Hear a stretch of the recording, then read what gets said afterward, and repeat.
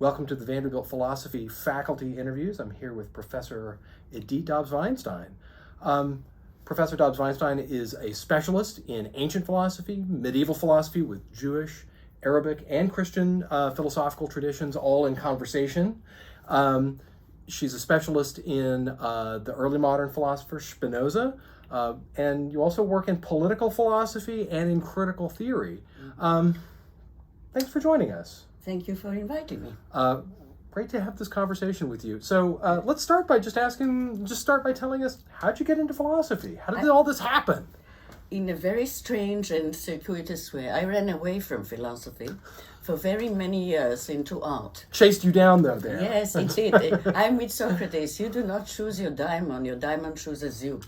I was really, my mother was a philosopher, my sister was a philosopher, Leibnizian, and I ran away into dance, and classical dance, and music in particular. And music does return later in my work in important ways, especially in Adorno, and in very important way, because really half of Adorno's work is on philosophy of music. So you do come. You come back around. You come back around. Indeed. But what got me to philosophy was something very funny. And that is, I decided to go back to school. It was very frightening because while my English was very good, I'd never studied in English. And I wanted to go into math. So I didn't have the conceptual. I had to basically teach myself. I decided if I'm going to go into math, I'm going to derive. Okay. The axioms, and I did. But it was really a very frightening experience the first year to write in English. I see. Yeah. I see. Anyway, but what got me there is a very strange moment. My first degree in political sciences and political theory was from York University, which was very much the left university in Toronto. And but also it had every flavor of political philosophy possible.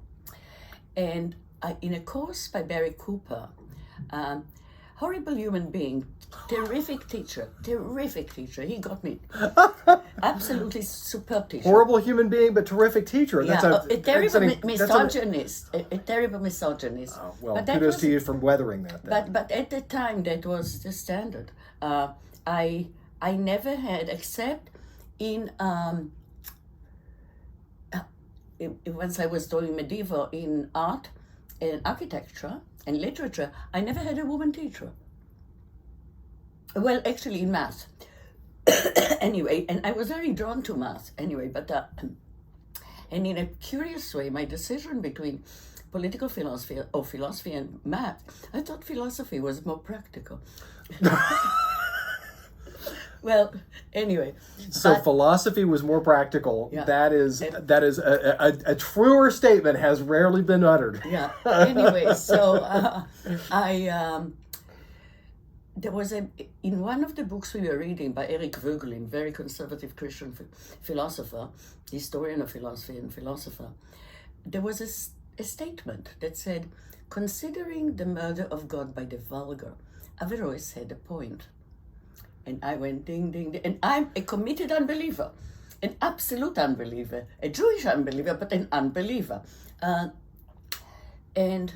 But that went ding, ding, ding, ding, ding, ding. And I decided I've got to find out. We're going to chase this all the way down. And that's basically what I ended up doing. In other words, on the one hand, I did all of my work at York initially was in you can say left Hegelian Marxist political philosophy, but I took courses with everyone, every Straussian who exists, everyone. I really had a full flavor of political, and with everybody, with the Gadamerans, with the Straussians, it was really a very exciting time, and we had every flavor of Marxism, including the psychoanalytic dimension, which still informs a lot of my work. I'm talking Freudian psychoanalysis in particular, which is really one way if you're going to pass out phenomenology or continental philosophy from critical theory, or it will be really Lacan on the one hand, and Freud on the other, but we can come to that if we want later. But anyway, and then a lot of my work was, on a positive foundation of political theory, but particularly the question of law. Law played a really important part in my thinking at the time, and in many ways in my medieval studies work as well. I did a lot of work both on common law, on canon law, and on common law, and which is, again, scratch my surface and I'm a political philosopher. There's no way around it. Political philosopher / epistemologist. Those are really my concerns. And just to give you an example of political philosophy, like in the last few days, I have been, it's not as if it's bad enough that I have daymares, but I have nightmares about Roe versus Wade, and then seeing Ogilvy being turned back, etc., etc. It's not. I literally am dreaming about it and waking up to it. So and this will give you also a flavor of why political philosophy and why medieval studies. Let me quote Umberto Eco in an interview by an American journalist on the publication of his book, translation of his book of essay of his, Travels in Hyperreality. The interviewer says, Professor Eco, such a distinguished professor as you, etc., etc., how come you write an article for the popular press once a week? And he said, I'm not sure you will understand. For you Americans, politics is a profession. For us, it is a way of life. And I think that really sums me up from the politics as a play of life, as a form of life, as a way of life. Absolutely. There is nothing outside of it. And so, which explains the materialist tradition. In other words, why for me, ultimately, the myth of the state of nature is a myth that serves, or the private realm is a myth that serves the powers that be. So we have this nascent period, or the beginning period of your interest in philosophy, coming out of its connection with politics and political philosophy, but chasing down this notion from Averroes took you into medieval studies at the University of Toronto then. Yeah, well, initially, ironically, what I wanted to do, still chased that down, but what I wanted to work predominantly of Al-Farabi and Maimonides. But in Toronto, and I was also looking at Cambridge, working with Skinner for a while. I could have gone anywhere because I had a special MA that I could take with me. I had special fellowships that I could take with me anywhere. And then I looked at Chicago, and it was still a ghetto and not a place to want to live and raise a child. And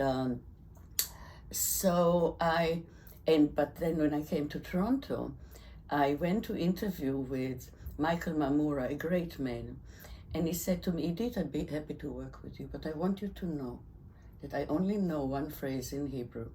And he says, Beini uveinech yam shel dma'ot.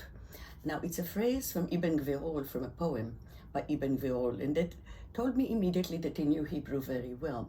Because in Hebrew and in Arabic, there's a difference between the ending of the word for a male and female. In the Hebrew, it is Beini uveincha yam shel dma'ot, it's to a man. And what they said to me, Beini uveinech, so a female, yam shel dma'ot. Michael Mamura was a Palestinian from Jerusalem. And he said, I'd be happy to work with you on Islamic philosophy, but you really do not want a committee with me and Frank Talmadge on it at the same time, because we are politically really at odds. And he said, why don't you work on Thomas and Maimonides and Thomas? It's work that really needs to be done, and you're here. And you've been accepted to the Pontifical Institute as well. That's a special. I ended up not doing a licentiate, because what would I have done with a licentiate? But I did a lot of work, not just in medieval studies in general, but in every aspect. Canon law, as I say, Roman law, liturgy, literature, architecture, etc., to really get the full picture. So so I did a lot of work with him, but I ended up working really on Maimonides and Thomas, which eventually, of course, led to. And so that after graduating from Toronto, you Yeah. came to Vanderbilt, and then your first book, Maimonides and St. Thomas on the Limits of Reason. Mm-hmm. So tell us what the limits of reason are, and then tell us a little bit about those two. There are two dimensions here that have to be, again, epistemology underlined. Okay, first of all, we have to make a distinction between reason and intellect. I think that's an absolutely essential distinction that not just we lose, but gets inverted after Descartes. Okay? Reason becomes, in other words, knowledge becomes construction. And really, by the time we get to Kant, we get intelligibility in accord with the knower. Okay? Intelligibility, okay, like nous, okay, is immediacy. It's not discursive. I can take you, let me take a proportional, okay, or a syllogism. I can take you through a proportional as often, okay, and you will know how to calculate it, etc. But seeing the false proportional, that's a different thing. And that is unlike reason. Reason is discursive, okay, it's always a relation of subject and object, but it cannot take you to immediate understanding, okay? And the limits of reason occur precisely there. In that distinction between immediacy and calculation, Absolutely. or immediacy and inference. And inference, exactly. And that is, one of the things, again, about this book that's really interesting, that you will find very interesting, it's funny, I'll take an aside if I'm allowed. Yesterday last day of class, I was teaching Marsilius of Padua, and Marsilius at one point says, anybody who does any kind of innovative thought is hated, okay? And when this book was published, a very well-known, I won't mention the name, a Christian philosopher, theologian, philosopher of religion, said to his students, refute Dobbs-Weinstein. Guess what? They haven't been able to refute Dobbs-Weinstein. Still standing. Yeah, because the standard was, if you look at history of medieval philosophy in general, there will be a concession that Maimonides had some influence on Thomas's understanding of the old law. Okay, that's it. Okay. And Dobbs-Weinstein shows a thorough influence. And again, we get in Thomas, Rabbi Moses. So even when he disagrees with Rabbi Moses, it is with the highest respect. But even his teacher, Albert the Great, was very much a student of Maimonides. And so, so it's St. Thomas and Maimonides on the limits of reason. Mm-hmm. Did they have different answers? What were the difference between their answers? Ironically, the only moment at which it's not quite a difference. Okay, as everybody knows, or if the audience doesn't, Thomas's writings too, or Averroes's writings are condemned. We have condemnations of 1772, 1777 in Paris, and then 1311 in Oxford. And people are burnt, books are burnt. So, I mean, it's funny from a heretic to a saint, but they are. The other thing about Thomas, that it's not simply that we get Plato and Aristotle already baptized, the condition of the entry into the canon is baptism, but it is that the way in which even Thomas is appropriated. Okay, but I leave that aside for a moment. But the thing is, on the unity of the intellect against the Averroists, Thomas says a very interesting way, supposedly against the Averroists, but it's an Averroist point, and that is that from a philosophical perspective, it is irrelevant. Okay, we affirm it on the basis of faith.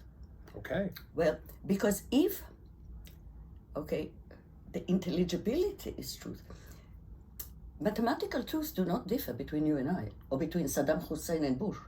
Okay, we disagree about the good and bad. We disagree about normative categories, not about issues of truth and falsity. Okay. Okay. There are good reasons for it, among other things, because it's about things that don't exist by nature. They don't undergo change. Now, one of the things that also happens already with the nascency of modernity, okay, we're talking already 14th century, is that there is the beginning of the overlooking of the prohibition against anabasis. A really important point for Aristotle is to demand of the subject matter as much precision as the subject matter would admit. In other words, not to demand mathematical precision, where mathematical precision cannot be had. Once we get into certain issues of astronomy and of eccentric celestial movement, we get into a problem of how to account for it. And there is the desire to begin to find a mathematical model to account for it. We see that in very interesting ways also in Maimonides, another philosopher, a very important astronomer and philosopher, and influenced by Averroes. But the point about that is, and there's good, one of the best, there's a beautiful essay by Korzhev on that, and there is also a beautiful book by Amos Funkenstein on theology and the scientific imagination. Fascinating book. Anyway, strongly recommend. Anyway, so the point is, again, the question of the limits of reason has to take into account what kind of precision. Okay. Now, what happens to Thomas in his appropriation by the Thomists, and we should not confuse it, there is no analogy of being in Thomas. There is analogy of predication, not analogy of being. Okay. Huge difference. Analogy of predication is much closer to equivocation, I mean technical equivocation, okay, than it is, okay. It's not a fourfold analogy, huge difference in terms of limits. Okay, it is not until we get to Cartesian, especially Suarez, that we get analogy of being. Okay. Huge implications for knowledge, for human conduct, for what kind of normative categories you will have. One other things in which Thomas is really horribly appropriated. I'm not going to talk about Maimonides, but well, I will. But and that is the assumption that there is natural law in Thomas. Well, yes, there are three principles of natural law, but we cannot derive positive law from them because of the law of sin. Okay, what happens with original sin? Not a concept that you find in Judaism. Okay, what happens in original sin is that literally a barrier is placed between the order of justice and the order of truth. Okay, so you which is the explanation why do you need revelation? Okay, so that you can move from first principles like avoid bad, pursue the good, to positive law, which was originally the work I was doing. I was very interested in how do you get to the positive foundations, okay, to the derivation of positive law, and I mean fascinating issues. And at one point Thomas says, perhaps there are some people who could do that, but that those principles, even principles of natural law, first principles, are per se noti, self-evident, solis sapientibus, only to the wise. Only to the wise. Yeah. So, it looks like the limits of reason has lots of consequences for not just a debate between or a debate internal to certain religious traditions, but in fact, part of even the as you had said, the nascent modernity coming. Mm-hmm. Let's look at another figure on the other side, and maybe your most recent book, Spinoza, and his critique of religion. Absolutely. And its heirs. That's the most recent book. Absolutely. So let's hear what what was Spinoza's critique of religion? Okay. It's as thorough as is possible. It's basically, as it says, the will of God, the sanctuary of ignorance. Okay. It's such a juicy moment. Okay, it's beautiful in the appendix to part 1 of the Ethics. I mean, and he says again and again, we are aware of our volitions, but ignorant of the causes of our volitions. Okay? So in other words, we assume ourselves to be free. Okay. Seems to be a default that we Yeah, have, yeah. both with ourselves and Yeah. with others. Yeah, exactly. We assume ourselves because we are ignorant of the causes of our volitions.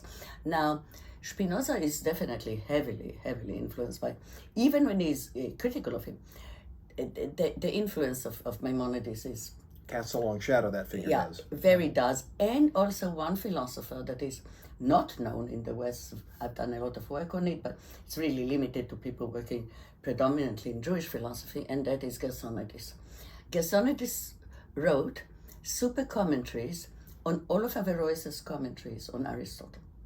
Okay. Super important, super important. And one of the things about that other tradition that I work on retrieving is it's radically materialist.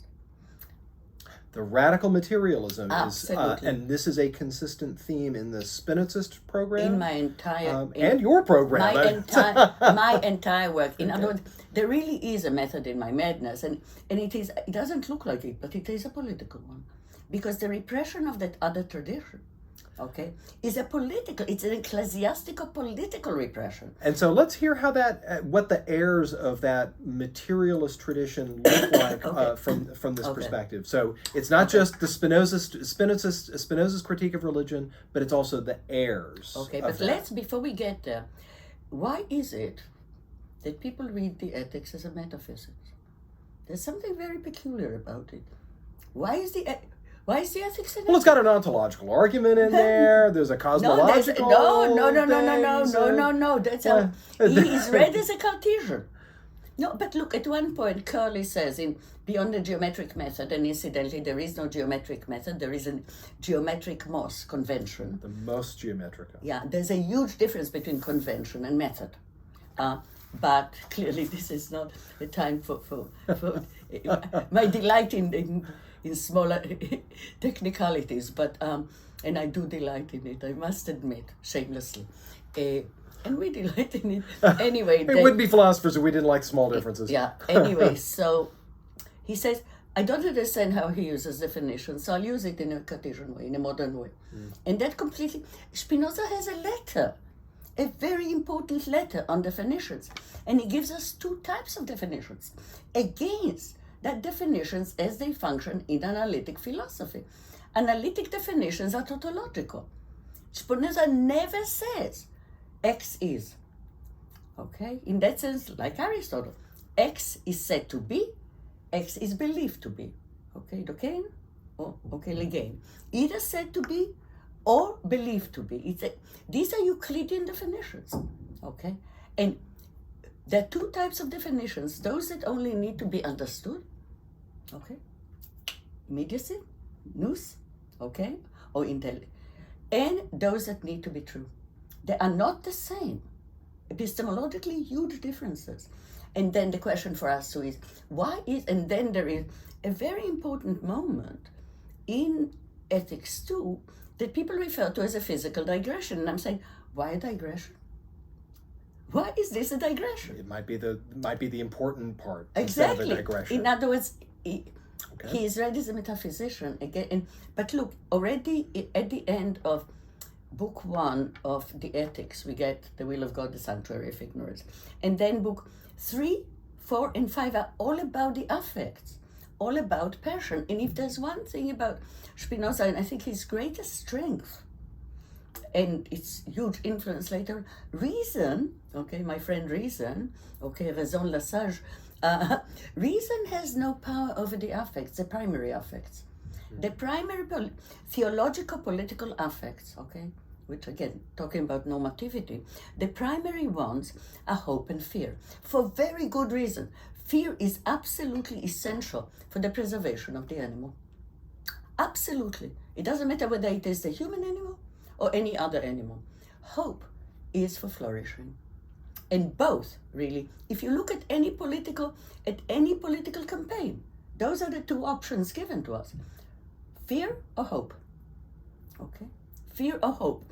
And Spinoza is explicit, and is explicitly in denying that reason has power, and nor should it have power over the primary affect. Okay. I think that that's key, and it's key for understanding the ethics as an ethics, not as a metaphor. Ethics/politics Okay, ethics/politics as opposed to moral philosophy. And so, who are the heirs of this tradition? Okay, How is that, and where is that work happening now? Let me pass it out. There are two that I don't deal with. Two that I don't deal directly with the book. One appears in notes. One does not even appear in notes. Okay. One is Nietzsche. Okay, who says about in a letter from July 31, 1881, from Sils Maria. He writes to Franz Overbeck, and he says, "Ich hab ein Vorgänger." I have a predecessor. And what a predecessor. The only thing that separates us are 200 years. Okay? And he says, "Until now, I used to be a solitude. Now I'm a dualitude." It's a beautiful letter. And what are all the things? All the normative categories. And it is after 1881 that all of that Beyond Good and Evil is written, that the genealogy moral is written, that the new preface to The Birth of Tragedy is written, to the Gay Science is written, okay, and the Gaia Scientia is a reference to Spinoza, okay, and again, so huge influence, but that really requires a really separate sustained investigation. So we see a Nietzschean tradition come out of this. There is definitely, come out of this? Well, ironically, it's not recognized. Another great irony of your insights is that is being able to pull things that are nascent in these materials out and say, turns out that the dominant narrative about these is in fact entirely upside down. Absolutely, and we have that. Another one will happen with Marx in a minute. I'll get to it, but the other one is Freud. Okay. I mean, at the end of Book 9, A Future of an Illusion, Freud refers to Spinoza as a double allusion to Spinoza by way of Heine, where he says he does imagine the community of unbelievers, Unglaubensgenosse, who leave heavens to the angels and the sparrows. That's a community I belong to as well, and Heine and Spinoza, and all my friends belong to as well. And again, that same allusion to Spinoza by way of Heine occurs in his Jokes book. Okay. Which is, Jokes is really illusions. and you can see it throughout. And one of the things is the critique of religion is the critique of free will is one aspect, and critique of teleology, a radical critique of teleology. Okay. Radical. A radical critique of teleology. Absolutely, historical teleology. I'm not talking about having volitions. Nobody denies having volitions. Okay. Okay. Again, what do we mean by, I'm talking certain kind of narrative of teleology. And again, it's Kantian perfectibility if you want, but the thing is that, so Freud is really very important here, in particular, group psychology and the analogy of the ego, the question of prejudice, and so, and again, it draws a lot on the psychology that we find in Spinoza books, okay, but also in the TTP, the Tractatus Theologico Politicus. And then, of course, Marx. Do we have Marx as the third? Okay. But Marx again is interesting. There's a text, entitled Spinoza Theologische Politische Traktat by Karl Heinrich Marx. Berlin, 1881. Okay. That's a deep, so it sounds like he did a deep dive on Spinoza like there. I have this kind of, like a bloodhound. Yes. I love uncovering all these things that really have been literally repressed in order to tell a certain kind of narrative. I mean, there's no teleology in Marx. And what Marx, the brilliant thing about this text, and that's the text that precedes the radical critique of everything, the letter to Rouge, and everything else afterwards. And what he does, it's in Latin, he takes the TTP, the Theological Political Tractate, and through elisions, etc., and intensifications, really heightens its radical critique of religion, and what he does, and then he bookends it with letters to the most to theologians with whom he's disagreeing, like especially one of them in particular, where he says, I see that no argument, no matter the force of demonstration, would convince you otherwise, unless you or theologians like you believe that you find it in the scripture. Okay, I for my part, okay, however, I've been a student of scripture all my life, and I cannot find a demonstration stronger than reason. Anyway, so it's again, and people really ignore that amazing impact of Spinoza on Marx. Okay. Huge impact on Marx. And then, of course, after Marx, my argument, as you know, is Benjamin and Adorno. And first generation critical theory, and it is, I insist, if there's one thing about that's consistent to all my work now, the essays I sent you, etc., especially the problem of fascist propaganda in the advanced digital age, as I call it, is, it's very much, comes out of this tradition, and I constantly say, why Adorno now? So that's now the question. So you are carrying on this tradition now. Absolutely. In this Adornian spirit. Absolutely. And one of the projects might be called the After Civilization Project. Okay, that's the title I want to give it. That's fine. I actually have a paper that I delivered that's After Civilization. Or in another place I gave it an address. Those addresses have to be gathered into a book, but it is what it is. It's Freud and Adorno after Trump. So let's address. After Trump is after civilization. See, until Trump, we could live under the illusion, and keep telling ourselves the illusion that Auschwitz was then. Okay, I don't think we can do that now. I don't think. Okay, to do that now is dangerous. Is to allow. Okay, fascism to flourish, is really to facilitate fascism. And so it's not then. And if there is an imperative that motivates this work, there's only one imperative I really recognize, and that's never again Auschwitz. When the conditions that made Auschwitz possible in the first place persist. That to me is really what's at stake. Why Adorno now? Why, even second generation, people whose work is very good, etc., but I disagree with them. The issue of recognition, no. The problem most of the time is misrecognition. That's what we fail, okay? It's a question, not alterity and difference is still really is something that we go back to Spinoza. We had, Willy Getchell gave a very good talk in our VAMP, Vanderbilt and Modern Philosophy session, on precisely the question of difference and alternative in Spinoza. And one other figure here that is not studied a lot and really needs to be studied is Heine. Again, very important, Heinrich Heine.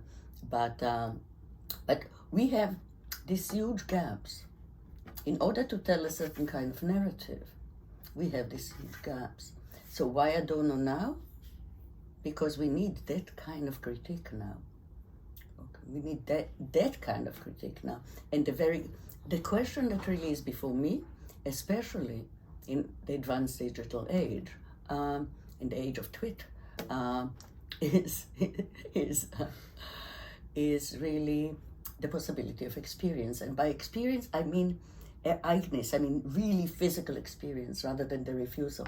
The one thing about fascist propaganda in general, okay, is there are two parts.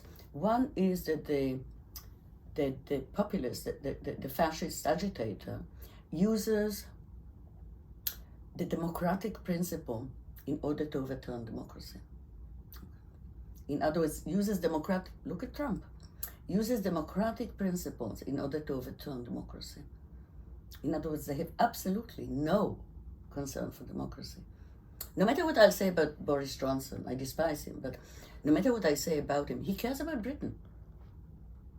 Okay, certainly. And it's not a picture of Britain, but yes. But Trump doesn't care about Britain, the US. Trump cares about Trump. He cares about him. Yeah. So anyway, So there's another kind of intersecting project with this, which is the whether or not there's hope, and what exactly is it to be hopeless? Oh, there's an infinite amount of hope, but not for us. For whom? For whom?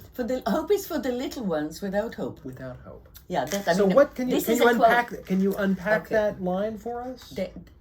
The problem of hope is a problem of teleology. To me, praxis has got to be oriented by a debt to the past, to past oppression, to past and current suffering, rather than for the sake of future generations. All the language of hope, all the narrative that we get of hope and teleology is all forward-looking. Forward-looking. In other words, we can tolerate whatever suffering, etc. Okay, even when we acknowledge that history is a slaughterhouse, as Hegel we should be able to make a good inference, right? There's a good inductive evidence that hope is going to be dashed. Yeah, so the whole point, the cynical induction. No, I mean the angel of history in Benjamin is exemplary. Okay, I mean yes, there's a wind blowing from paradise, but it's a headwind. What we call progress is a pile of debris. So the whole issue is really that, that if we're going to talk about praxis in the serious way, not actionism, praxis, and we have to make the distinction. First of all, praxis has to be informed by thinking. Okay. That's the difference between actionism and praxis. Actionism is reactionary. I'm not saying that it's not. Okay, in other words, action. It's not warranted, but it can be usurped. Okay, look at Bernie Sanders. Okay. Okay, a lot of his supporters went over to Trump. That's some action. Okay, but they. And therein is the problem, isn't it? Exactly. So the whole point is, it has to be oriented by that to the past, to past suffering and to past destruction and current suffering. Okay. I mean, there's a wonderful moment telling about this, about when Camille leaves the French Communist Party. Simone de Beauvoir writes a very angry letter to him. How can you do this? And he said, you are willing to sacrifice each and every human being for the sake of humanity, and I'm not. It's a brilliant, absolutely brilliant, which is why, again, this is not a humanist project. So we see this project bearing fruit in terms of your written work, but now let's turn to how this project and how this orientation bears fruit in your classroom. And so we have, for example, on the undergraduate level, your classes on writing as political resistance. We also have the early modern political philosophy, telling the early stories, the genetic stories of this, and also the philosophy and literature course, places where these themes show up in literature. Can you tell us about how these classes run and what the plan with these I end the philosophy of history and literature course with Beckett, and with Adorno on Beckett's Endgame. Okay. And what follows Endgame is right, an act without words, right? Act sans parole. Okay. And after that we have the unnameable. Okay. In other words, I mean, Beckett is probably one of the most radical and important. Okay. And I think that, and clearly influenced by Joyce, but also, so I have definitely all of the, I mean, it's definitely a political, again, scratch the surface, what I do is political. It definitely is a film. Okay, so it has Brecht. Brecht is really important here. And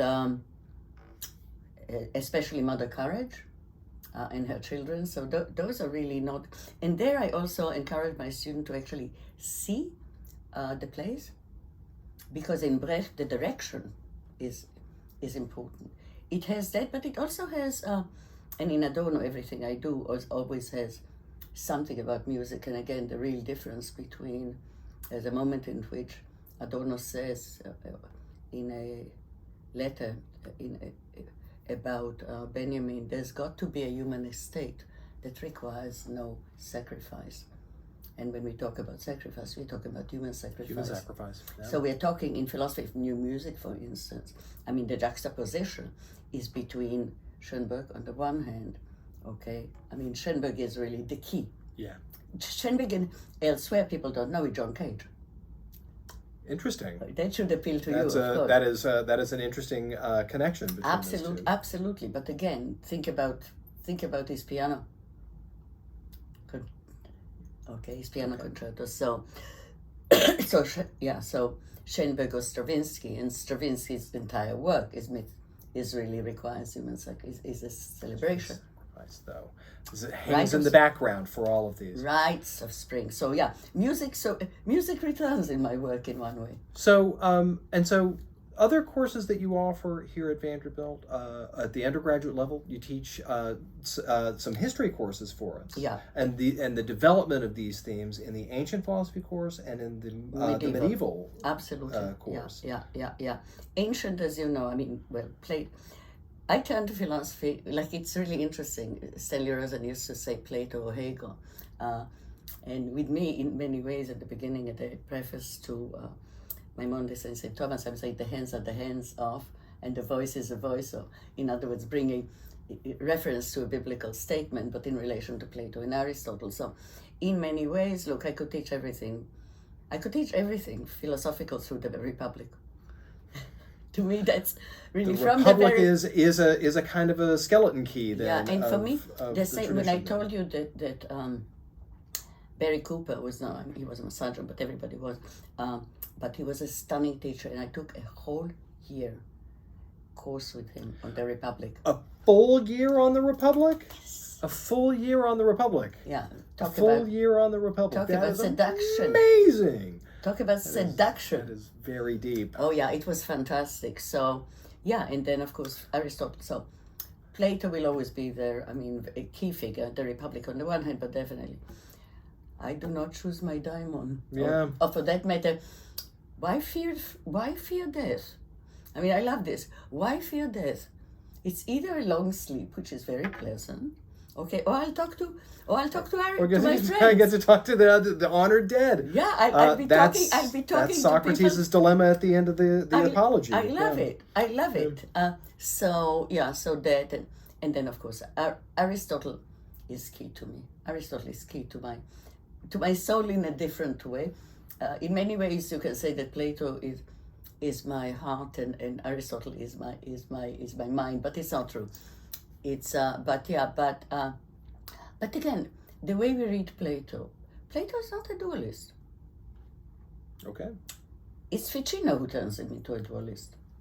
It's not until Ficino where he says until the late Renaissance appropriations or rereadings of Plato. Absolutely. Where Ficino says the soul is the whole man. That's not Plato. On the Symposium, of all the most erotic of erotic, okay, dialogue, and he says the soul is the whole man.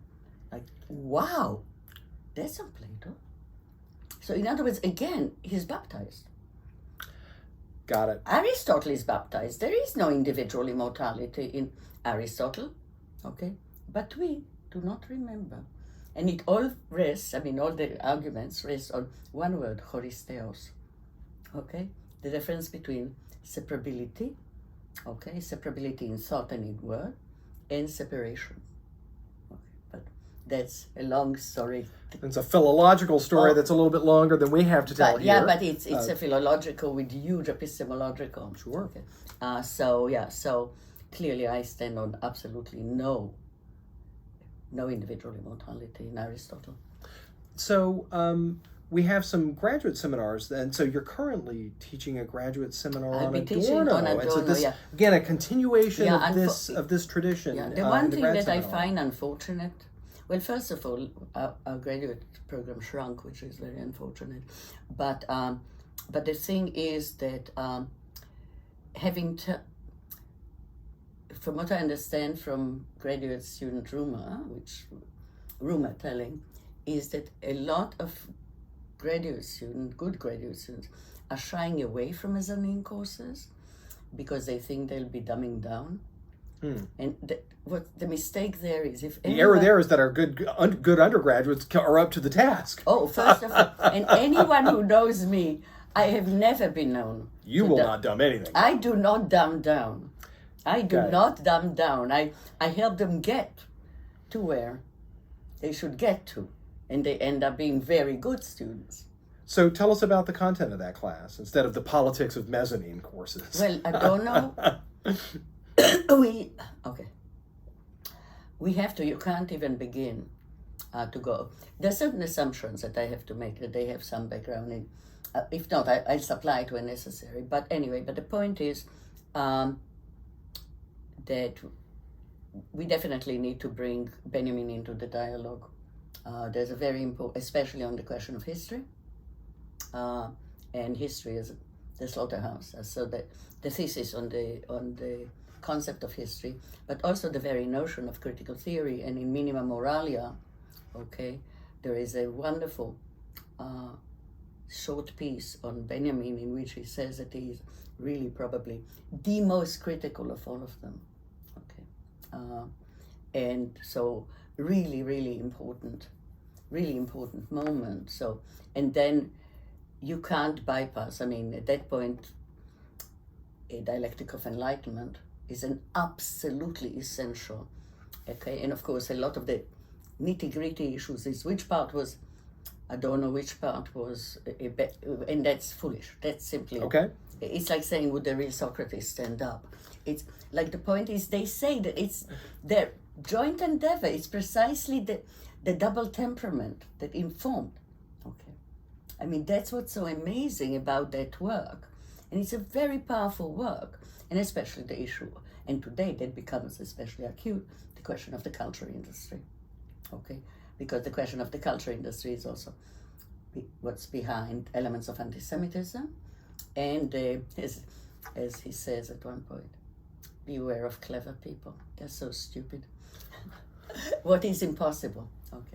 In other words, question of modalities, which we don't talk today about in politics, but that's absolutely essential anyway.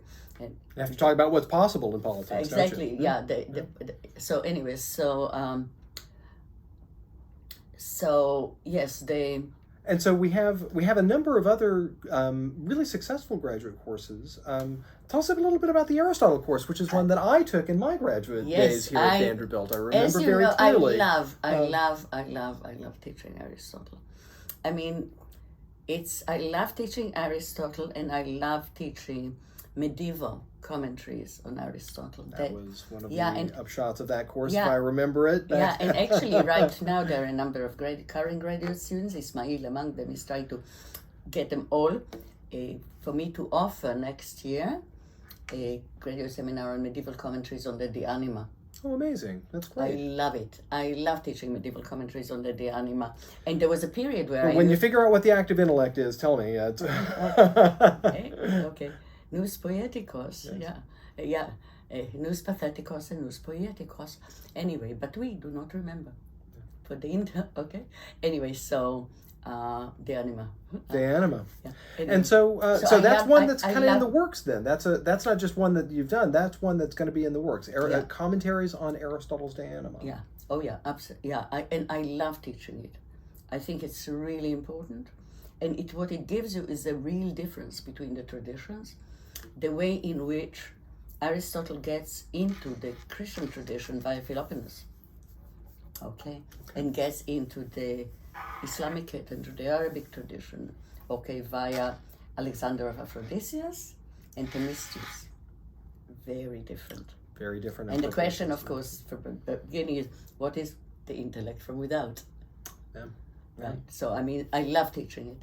It's and clearly, and here, they don't need to have the language, but I have to hear the language is so important. The Greek is so important, and later on the Arabic, and the Judeo-Arabic, because really, and not until we get to Gersonides, all the writings are of the Jewish philosophers, like Maimonides writes in Judeo-Arabic, which is basically Arabic in Hebrew script. By the time we get to Gersonides, but really in many ways, a lot of these works that are condemned really survive only in Judeo-Arabic. But Hence the necessity of language training and in-depth language training to be able to do the history of philosophy. The kind of work, especially that I do, if you work with all three traditions, I mean, you need, if you work from Aristotle, you need Greek, you need Hebrew, Arabic, Latin, French, German. Okay, minimally. Okay, that's a lot of languages, friend. Yes, I mean, you have to. I mean, but look, I will not supervise a dissertation if the student does not know at least the primary language. I know initially I was accused of being a snob and an elitist. Well, I had having standards. I had colleagues who worked on certain figures without having the languages. That seems erroneous to me. Yeah, but I know. Like, not going to cast any aspersions beyond saying that sounds like an error. How can you work? I mean, you can't. I mean, a term can be so central. Okay, a mistranslation. Yeah. Look, it's not just that. In medieval, you'd better know expansions. Okay. I have a page-and-a-half footnote on a mistaken expansion. Yeah. The scholar's life in one perfect picture. I have a footnote on a case of expansion, a page-and-a-half long footnote. Yeah, and in a Leonine edition of Thomas. Okay, and but that's why doing paleography. If you're doing medieval, knowing paleography helps a lot. And so I did paleography. I mean, the really good thing about Toronto was that I really got stunning training. Really stunning. First of all, I could work in all three traditions. I had the languages. I had great teachers like Rist. Yeah. Like and Owen. Yeah. I mean, we're talking about the great names, right? And then, and I had magnificent. I adored my paleography teacher, Father Boyle, who eventually he was taken to the Vatican. He was really the most irreverent, pious person I've ever met. Irreverent, pious people. Yeah. Interesting. Fantastic. I walked into his office when they announced that he was being taken to the Vatican, and I said, Father Boyle, I know I should compliment you, but I don't want to. I think it's a loss. And he said, Idit, no congratulations for that move coming from you. No, and he said to me, Idit, what makes you think that I want to be congratulated? I wanted to stay here. They gave me one of two options: to become the general of the Dominican order, or to go to the Vatican. I said, at least if I'm in the Vatican, I can at least still do indirect teaching. Yeah. So anyway, so I was really lucky to learn expansion and paleography and manuscript, to do manuscript work. And this is a place where we're feeling some gratitude to those who trained us and those who helped us learn how to think well. Absolutely, that's Aristotle. And to do this work. Aristotle's metaphysics, Alpha Elaton, little Alpha, where he said we owe a great deal of gratitude to those who came before us, even those who handed a little or almost nothing, because they've handed down to us the habit of thinking. What a magnificent moment, right? Yeah. They've handed down to us the habit of thinking. What do I want to do with my students, both undergraduate and graduate? To hand down to them the habit of thinking. Or as I like to put to them, I want them to learn how to make haste slowly. Like it comes from music, okay? Festina lente, lentimente, okay? Make haste slowly, very slowly. Okay. And with that, thank you for sharing the habit of thinking with us. Thank you for watching. Thank you. It was delightful. Thanks.